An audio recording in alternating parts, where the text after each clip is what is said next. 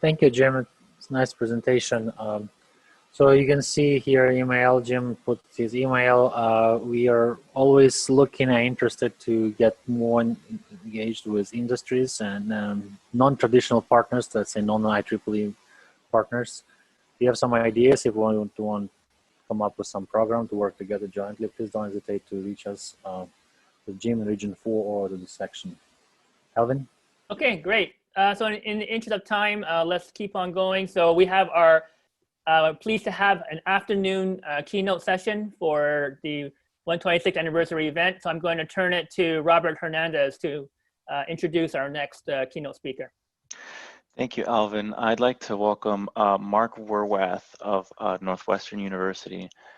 He's been an engineering project manager for over 15 years and has been on the board of governors for the IEEE Engineering Management Society from 2004 through 2007.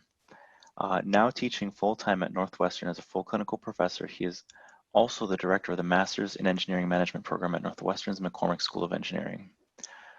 Holding a bachelor's in mechanical engineering from the University of Illinois, a master's of engineering management from Northwestern, and a PhD from Benedictine University in organizational development, his dissertation was on the topic of organizational antecedents to innovation, and will now be delivering our keynote on crisis-driven innovation.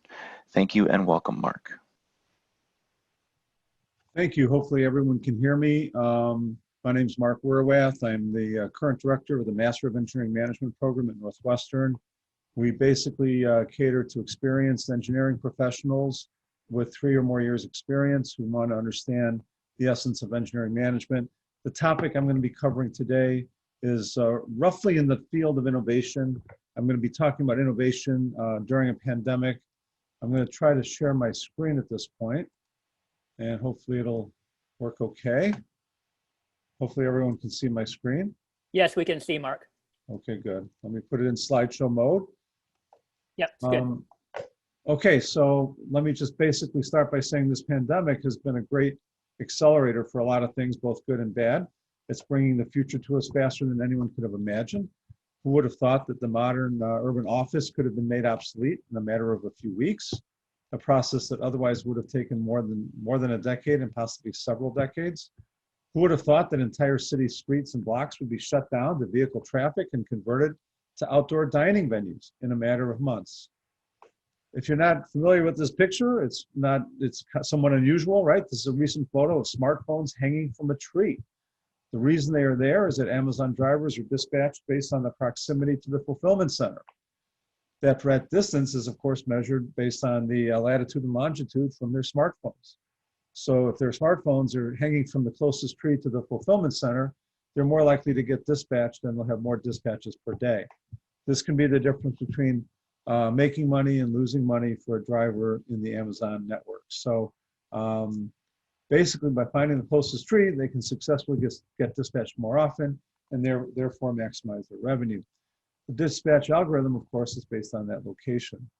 So all they have to do is link their phone to the phone in the tree. The value of virtual networks has been dramatically enhanced. The value of working in a virtual setting has been dramatically increased. The knowledge worker has survived and prevailed in this very difficult time, where many other workers have suffered dramatic changes in lifestyle since the beginning of the pandemic. As you can see from here, obviously recessions occur basically every 8 to 10 years. What we've seen this year so far is more or less unprecedented in recent history. You've all heard the words unprecedented used to describe these times, but frankly, you'd have to go back nearly 90 years to find something similar. So this is not used to scare you, though some of you may wish to have been in the workplace at a different time that was more amenable to steady and predictable growth. Those days were long gone, and now is a time of rapid change, rapid evolution, and rapid innovation. But with that comes rapid decline and obsolescence of certain industries and certain businesses that frankly are not adapted to the current workplace and work environment. The market is a brutal place and you must choose to adapt or perish, and that's fundamentally the essence of my talk.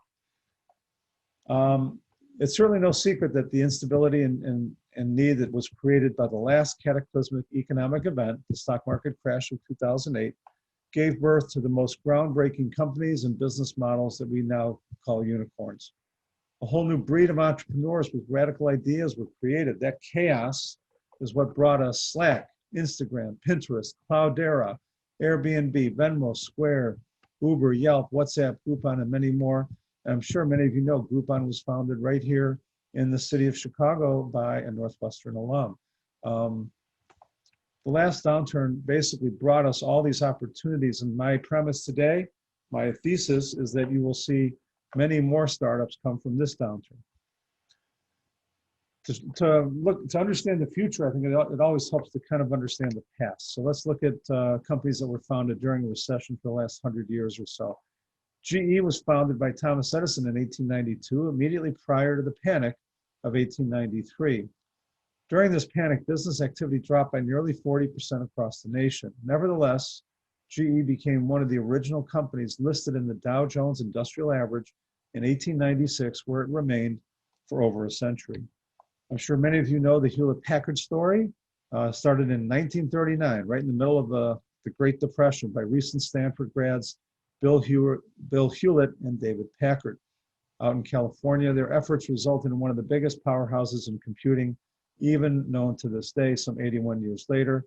The side story here is that they were challenged by their professor to go out with $500 during a summer and actually start a company. They started many companies, only one of which actually succeeded. And really, this one was the most technical of all the ones they started that summer. So you can see the connection to Stanford there as well. Microsoft was founded in 1975 by Bill Gates and Paul Allen at the very tail end of the 1973 recession, which was the worst recession in nearly 20 years. The IPO of Microsoft created 3 billionaires and 12,000 millionaires, which is astounding to me. I think it's an astounding number even to this day. All of these companies shown here required significant technical and managerial expertise, and despite their tremendous success, all of these companies were founded during a recession. All of these companies had tremendous positive impacts on society and have made the world a better place and created much prosperity, while creating not just tens of thousands, I would argue hundreds and hundreds of thousands of jobs.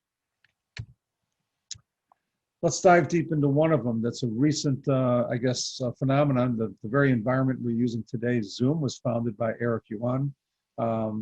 I wanted to introduce you to Eric, the founder of the platform we've all been using now for several months, Zoom.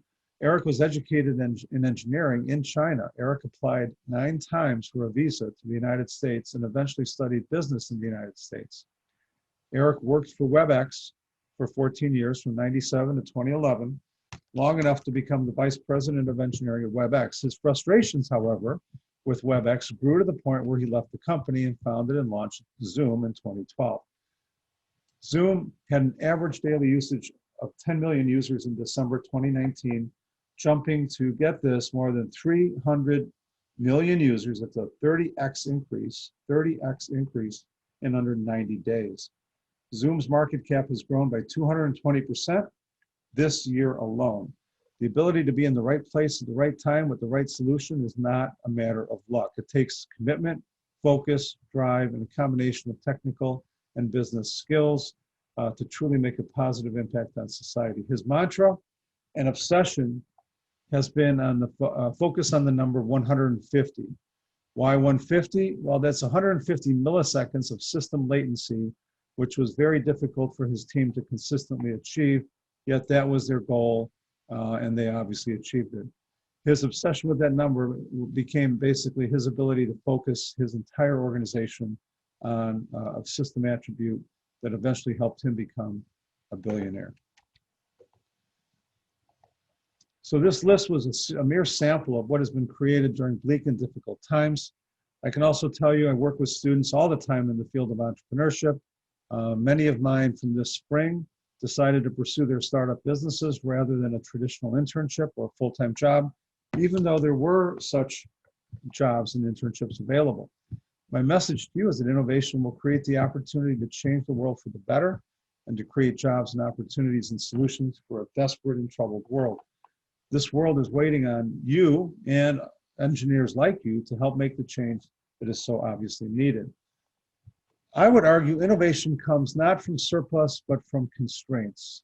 We're entering a time of constraints. I believe we will similarly see and experience an explosion of innovation as a result of those constraints. People innovate dramatically when their backs are up against the wall. I can tell you, as somebody who's deployed idea management systems that are open-ended, that are not focused on constraining objectives or constraints within the organization. If indeed they're just focused on, hey, what's your best idea today?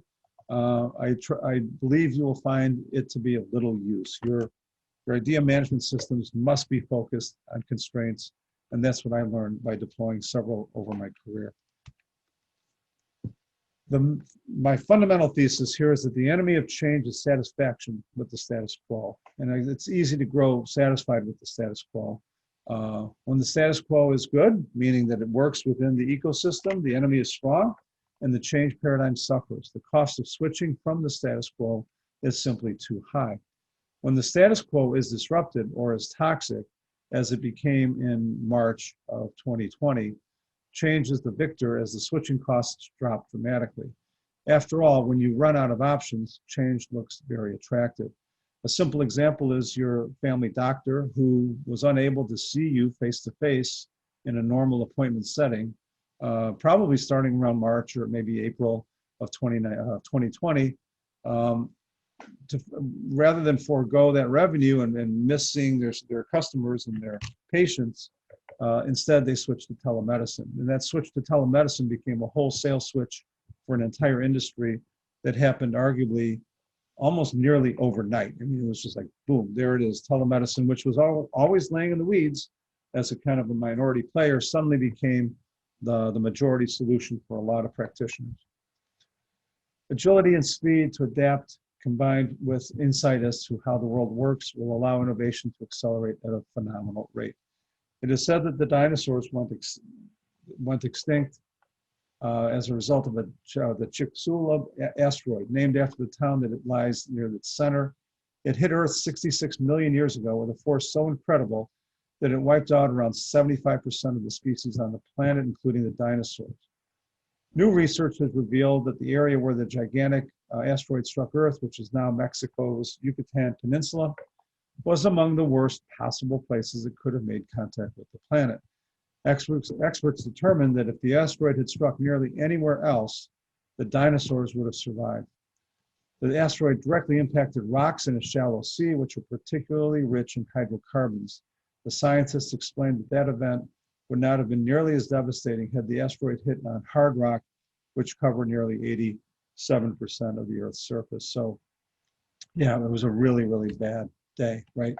Modern day birds have feathers, tails, and bodies, unfused shoulder bones, toothless beaks, and forelimbs that are longer than their hind limbs.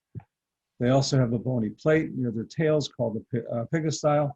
Other types of extinct theropods had one or more of these features, but only modern birds had all of them. According to an assistant professor from Japan, these are the remnants of the dinosaurs living among us today. So welcome to the new normal, otherwise known as the stay-at-home economy, accelerating change in ways that none of us foresaw. Perhaps none of us foresaw that we would be not just working from home, teaching our children from home, and managing our household, and literally spending 24 hours a day, 7 days a week. The household has become our end-all be-all, including our gym, our facility for study and for doing work. It's basically become everything to us, right? What is the role of the urban core? What is the need for transit systems? What does business attire mean anymore? Better grade of maybe sweatshirt or sweatsuits, right? Who needs a barber when you've got a spouse to cut your hair, right? What does rush hour mean? All sorts of changes now in the way we look at our world, the way we define ourselves within that world. Some examples of overnight innovational successes this year disrupting the status quo ante, meaning what was going on prior to 2020. We've already talked about Zoom, 200% revenue growth year on year. Telemedicine, Teladoc Health up 114%, Livongo Health up 430%. Amazon grocery sales rose 300% in one quarter. As somebody who's used Amazon food services and food delivery for maybe 3 years, I can tell you the last 6 months have been very chaotic for them. Many items were out of stock, supply disruptions, et cetera, stock outs, delays, mistakes, rapid growth, a new driver every time, et cetera, et cetera. Peloton, of all things, right? You're working out at home, you're probably using a Peloton. The growth of 77% of their business in 1 quarter. Netflix, 92% operating income year over year. Growth, basically now at 1.36 billion. Electronic arts, gaming, home gaming, right? Operating income increase of $400 million. That's another 104% increase year over year. Now, with all of the good, I guess, comes some bad, and with some of the bad is the supply chain disruptions that we've been seeing. Here is clearly a graph that shows, on the one hand, the time available before impact of disruption, which is the y-axis, the x-axis being the predictability of that disruption. You can see that epidemics are both somewhat predictable, but have a huge impact, pretty much the same as a political crisis, or even worse in some cases than a natural disaster. So we're experiencing supply chain disruptions now in many industries, especially food. You can see here the massive growth in supply chain logistics technology, meaning that there's too many people involved in the supply chain and getting hands away from the product. A hands-free delivery is becoming the objective of many businesses, especially Amazon. Imagine if their entire system were automated. That supply chain technology that will be behind that automation is growing by leaps and bounds. As you can see by this chart, basically June 2020, 11% saw this as a major potential for growth versus 2% a year earlier. So clearly, this is the growth area. Almost every other technology, except for maybe food and fin, are in decline. Okay, warehouse automation accelerated, right? This basically is a graphic that shows some of the types of technologies we're looking at here. Robotics, this is actually automatic storage and retrieval systems, ASRS. PitchBook, which actually tracks startups across all industries, shows that there's a 57% increase in warehouse automation just this year. So a massive increase, right? So anything that's distributing product to customers, a B2C model such as Amazon, is trying to streamline, automate, and eliminate staffing so that effectively they can do a hands-free delivery no matter how long this pandemic lasts or how deep it goes. I'd like to look at 4 industries with you today very quickly: pharmaceuticals, the personal mobility industry, or Uber, Disney, and venture capital. Let's start with pharmaceuticals, because that's what we're mostly focused on these days, right? A vaccine for COVID. There's easily 9 companies chasing a COVID vaccine, only 3 of which are US companies, and 2 are US companies working with other countries and firms. This is a snapshot from J&J, Pfizer, Moderna, AstraZeneca, GSK, et cetera. So these are the companies chasing the vaccines. Most of the pharmaceutical ingredients used in making America's drugs are manufactured outside the US. Kodak Pharmaceuticals will make ingredients that have lapsed into chronic national shortage, meaning that they're very difficult to get because of import issues and tariff issues across various countries, right? And once the unit is fully up and running, it will be able to make up to 25% of active pharmaceutical ingredients used in non-biologic, non-antibacterial generic pharmaceuticals. Kodak CEO expects pharmaceuticals to eventually comprise 30 to 40% of Kodak's business, right? Well, wait a minute here. This isn't where Kodak started, or is it, right? If you look back at 1880, they basically, George Eastman was focused on dry plates and inventions surrounding that, and introducing the first camera in 1888. They did enter the pharmaceutical business, but it was about 100 years later with the purchase of Sterling Drug. Kodak then exited the traditional film camera business, right, in 2004, bested by the very technology that they invented back 29 years earlier. Kodak filed for bankruptcy in 2012, quickly exiting the digital camera business, an industry, again, where they were the pioneer. Even though they invented the technology and they held the patents, they were never able to make money from digital. Starting in July of 2020, Kodak announced that with a government loan of $750 million, they will transform themselves into a pharma ingredients producer. Stock prices rose dramatically, so fast that 20 circuit breakers were tripped during the trading session, and a loan was processed as part of the Defense Production Act. There's been a lot of controversy about this, and of course, a lot of scandal. I'll just leave it at that, but only say that, frankly, they have seen the opportunity with disrupted supply chains to step in to fulfill what I would consider to be a national need. And if Kodak has a respected brand, why shouldn't they do that if they have the skill set and the capability? If you look at transit for a moment, right, mobility systems, metro ridership is down more than 90%. I live near the metro train line, and frankly, I look at a lot of empty trains going by every day. They've been on a reduced schedule, pretty much more like a weekend schedule for the last 3 or 4 months.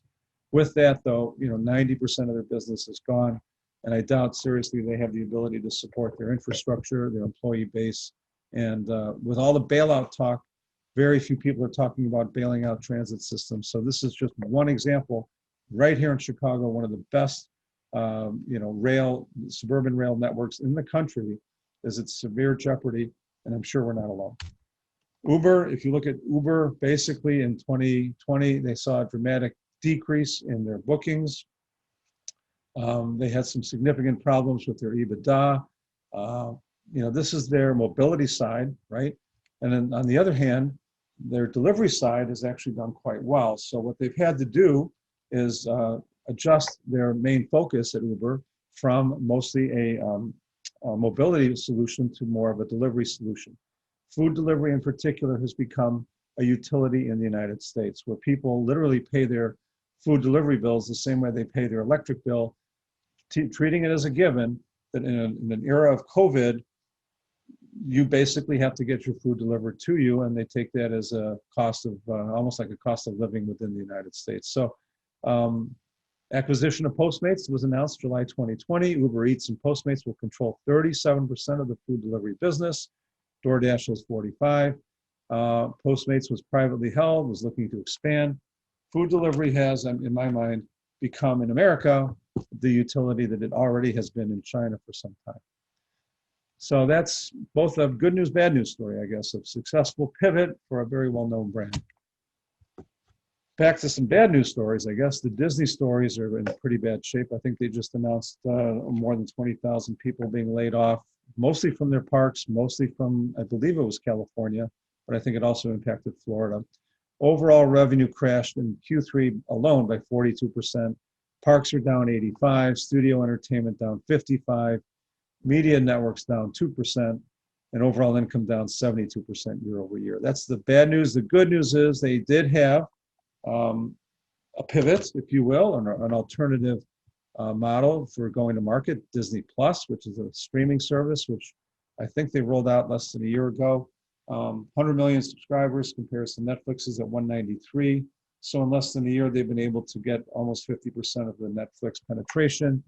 Could easily be a $30 billion business for them by 2025. So obviously innovation, digital, cloud-based solutions were there pretty much at just the right place at the right time for Disney. Otherwise, they would have been even more devastated.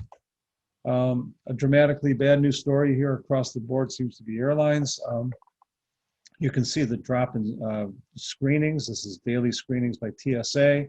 Went from more than 2.5 million or thereabouts to less than 500,000 in the months of April and May, and basically peaking its head above 540,000 in June. It seems to have dropped to the floor and pretty much stayed there. That's not just domestic, it's international. In fact, international was worse than domestic. Lots of reasons for that, obviously the virus, but travel restrictions, fear, the dominance now of some of the platforms like Zoom. If I'm a controller and I'm controlling expenses in my organization, and we've got a proven platform for dealing with long distance sales calls and relationship building, and that platform is called Zoom, and it's virtually free and it's virtually risk-free, why wouldn't you use that? I can see business travel being impacted for many, many, many years to come. They're saying that it might take half a decade to restore to the 2019 levels air travel in this country and around the world. How do you get out of this? How do you innovate your way out of this problem, right? Well, there's some design solutions here. This isn't just a business model like the other discussions, right? This is more about how do you design a solution that makes people feel comfortable that and transmit the message that yes, we take this virus seriously. We know how to isolate. We know how to protect people on board aircraft. So here's some solutions from Priestman Goods Pure Skies, right? An August 2020 edition. Some post-COVID travel ideas here being conceptualized. So, dramatic shifts are happening in this industry by definition. Again, they have constrained options. They are, in essence, their backs are up against the wall. The last industry I'm going to talk about is VC. I deal with VC quite a bit. Venture capital has been historically a very, what would you call it? I guess a very hands-on, person-to-person, high touch as opposed to high-tech, endeavor. What they're going to be shifting to here is mostly a high-tech solution where matching VC funds with investment-grade startups is going to be mostly an analytics process instead of a face-to-face people process. And I think what you're going to find is that's going to be the way of the future for this entire industry. Let me just skip ahead to some lessons learned. What we're going to learn, and what in summary, I guess, for this whole talk, yesterday's hedge may be your main business tomorrow. So Uber is the example there with their food delivery. The second bullet, right? Pivoting to a whole new industry and application requires you to leverage your key skill set and works well when you align that with the natural or national interest. The example here might be Kodak, right? So Kodak backfilling a need in the pharmaceutical industry. Yesterday's annoyance may be tomorrow's main competitor. So that's the VC industry, where they looked at high-tech solutions as a distraction. Now it's literally a lifeline for them. Take control of your own distribution, leverage the trend towards direct-to-consumer or D2C, which is what Disney Plus is all about, right? So all those distribution models of going through various movie theaters and going through different cable channels, right? If they own the entire distribution network straight to the consumer, not only do they get those efficiencies, but they can seize a larger percentage of the eyeballs, right? Online options become mandatory during a pandemic. Telemedicine, Amazon, Postmates, right? When you can, utilize design language to communicate the new normal, which is what airlines are doing, right? Lastly, don't be afraid to innovate and disrupt. Persistence is the key. What I tell my startups, my student entrepreneurs, is that what entrepreneurs have that many others lack is a sense of persistence, a sense of resilience, a willingness to commit to an endeavor, even when others would say, hey, that's crazy. Yesterday's craziness is tomorrow's brilliance. So with that, I'm open to questions. Okay, I think we have a question from Elsa. Okay. Thank you, Mark. This is very interesting, and all the transformation and changes that are happening right now. So my question is around healthcare. So we know that essential workers are putting themselves out there. They're more vulnerable, and at the same time, they're enabling the rest of us, the people that can work from home, and they're enabling this economy per se. Do you see healthcare, the industry and or policy making, do you see dramatic changes to protect those people, to make sure that our economy keeps going? Yeah, unfortunately, I see a lot of changes, but not necessarily all to protect the worker. I think it's really to protect the balance sheet and the income statement. We see a lot of changes happening just in our health network here in the Chicago area, where certain hospitals are dedicated to COVID, other hospitals are dedicated to outpatient procedures. Some do admissions, some do not. Initially, the hospitals had significant trouble making money. And if they're not making money, they're not surviving. And so in some cases, you're seeing hospitals, especially regional ones, shutting down. I think telemedicine has become part of the solution that protects both the healthcare worker and the patient. It's also much more efficient. I mean, frankly, brutally honest, you can see more patients if they're all done remotely than if you have to literally walk from room to room. So there's a lot of these changes that are mutually beneficial, but I don't think the first goal is to protect the healthcare worker. I think the real first goal seems to be to protect the institutions themselves, because I hate to say it, they're at risk. They're at significant risk right now. But no, I agree with you. Healthcare workers are allowing us, in many ways, to have some sort of a semblance of a normal life. Thank you. Okay, so maybe I have a question here, Mark. What about in terms of sustainability? So like a lot of, for example, tech industries, tech companies are saying that, okay, remote workers can still stay remote. They don't have to go into the office until like summer of next year or so. But do you think that kind of model is going to be sustainable in the sense of, you know, can it remain even longer as well, or? Well, I think not only will it be sustainable, it'll be started to be cemented into the business model. And it's already happening where commercial real estate is being abandoned at a pretty high rate. Leases that were recently signed are being sublet. New leases are being deferred. A lot of companies are very hesitant to take on commercial real estate commitments when an obvious option of working from home has been proven time and time and time again. It's an expensive process to bring people into an office. There's another side benefit. They're finding that people, in many cases, are more productive working from home, which was counterintuitive. They thought there would be a productivity loss, but the actual result has been a productivity gain in many cases. People are just more efficient when they can tailor their work environment to meet their needs, as well as their work schedule to a large extent. So I think it's going to be, the future for some time to come. I'm not exactly sure what would bring people back to the office. I know at my university, a lot of workers are very hesitant to come back even one day a week. So will it be, time sharing? Will it be, hoteling in the office 1 or 2 days a week? That might be our future, is more of a time shared approach. Okay, great. Thank you very much, Mark, for that wonderful afternoon keynote. I'd like to now take it over to Steve Michaels, who